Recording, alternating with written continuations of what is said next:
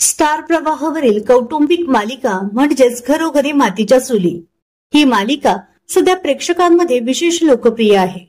मात्र अशातच या मालिकेतील मुख्य अभिनेत्रीच्या घटस्फोटाची बातमी नुकतीच समोर आली आहे। तर ही अभिनेत्री आहे मालिकेत जानकीची महत्त्वपूर्ण भूमिका साकारणारी कलाकार रेश्मा शिंदे। 2012 मध्ये तिने अभिजित चौगुले सोबत लग्नगाठ बांधली होती। मात्र काही काळानंतर त्यांचा घटस्फोट झाला, परंतु याबाबत रेश्माने कुठेही भाष्य किंवा खुलासा केला नव्हता। मात्र नुकतेच तिचे केळवणाचे फोटो समोर आलेत, त्यामुळे ही बातमी समोर आली आहे। रेश्मा आता दुसऱ्यांदा लग्नबंधनात अडकणार आहे, परंतु तिचा होणारा जोडीदार कोण आहे याविषयी कोणतीच माहिती समोर आली नाहीये। तर रेश्माला तिच्या या आयुष्याच्या नवीन प्रवासासाठी खूप खूप शुभेच्छा।